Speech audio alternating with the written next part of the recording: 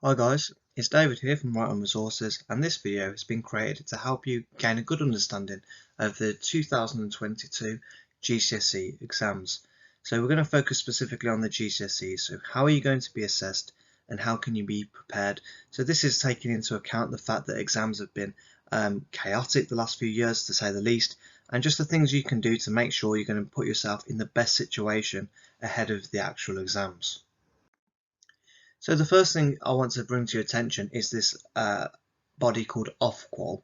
So who are they and what do they do?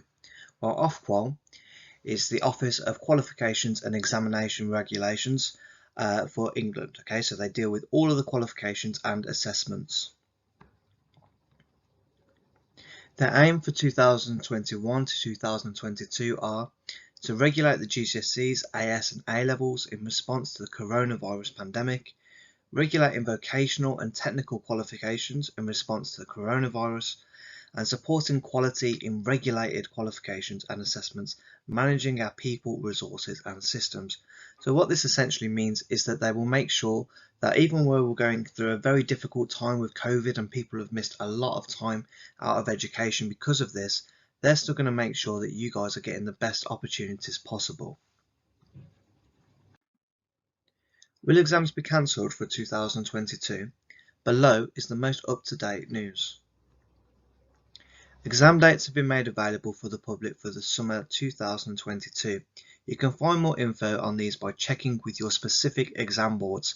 So if you're not too sure which exam board your exams are going to be with, it might be worthwhile speaking to your teacher or anyone else at your school, at your college, to find that out, and they should have the most up-to-date information with them as well.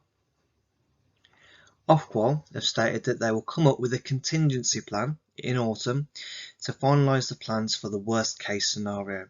Whenever we refer to the worst case scenario, we're talking about going into lockdown, again missing a load of schooling and not being able to do the proper assessments.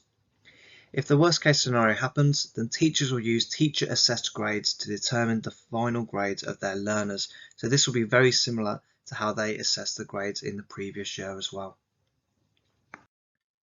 So what can you do this academic year to make sure that you're in the best position possible? So we're going to go through a few steps. This is just some general advice that I have for you just to help you get through this academic year. So first of all, keep an eye on the news and media. So make sure you're up to date with the latest news, even though we're saying that this is the current situation, that we're only going to have that worst case scenario.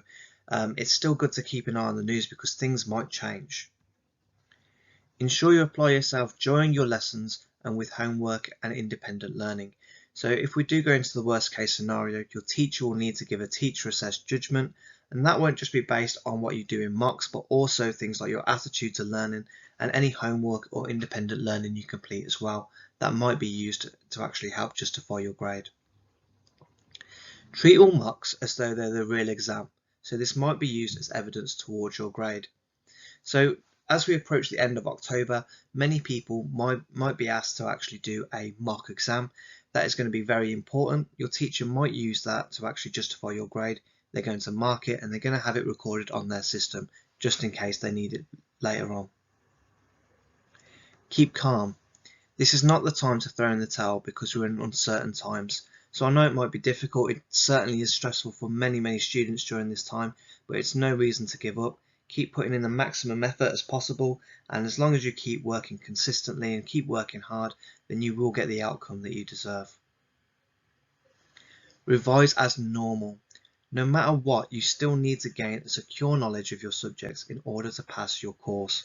So it doesn't matter whether we actually do a physical exam, whether it's going to be teacher assessed or by another method we haven't even considered yet, you will still need to be able to justify that you've gained that secure knowledge in order to gain the qualifications you desire. Below are the dates for the English and Maths GCSEs in 2022. If you'd like to find out the dates for your other subjects, then please check out your exam board. They'll have up-to-date information about when these are taking place. So first of all then, we're going to have a look at English language. So English language, as I'm sure you know, is separated into two papers. And the first one is happening on the 18th of May, whereas the second one is the 10th of June. Now this is actually a positive thing that we haven't experienced in previous years. Often these exams are quite close together, normally happening about a week apart or something like that, which doesn't really give you that much time to revise the different papers, but at least with this case you get a little bit of time in between them as well. For GCSE Literature, you have Paper 1 on the 25th of May, Paper 2 on the 8th of June.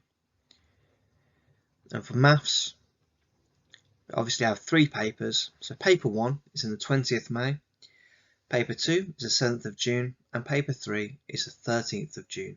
So not quite as evenly spread out as you get with your English, unfortunately. The COVID pandemic has caused many issues for people studying either GCSEs or other qualifications during this time.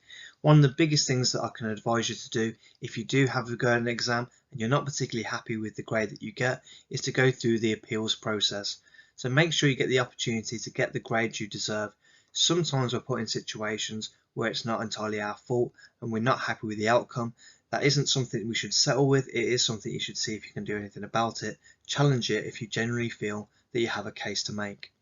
So you may be able to appeal your grade if you believe you have been unfairly assessed, were unable to complete the course due to COVID, if the school or college has failed to collect the appropriate data, if there's been a lack of opportunity to reach your full potential, and finally, have evidence of work that shows you meet the criteria to pass the course. Now, one thing that's important with that last point is that over the academic year, your teacher as well as yourself should be working together to actually prove that you're doing a number of different examples of work to prove that you can meet a certain criteria. So again, that goes back to our mocks, also to any independent learning, making sure that you can actually justify that this is the grade I deserve. If you need any additional support, or if you've got any further questions, then please do try and like and subscribe. New videos will be added every single week. Alternatively, you can leave us a comment below or visit our partner channel Bookworm Teaching for more lessons and guidance on all things English. Best of luck guys, and thank you.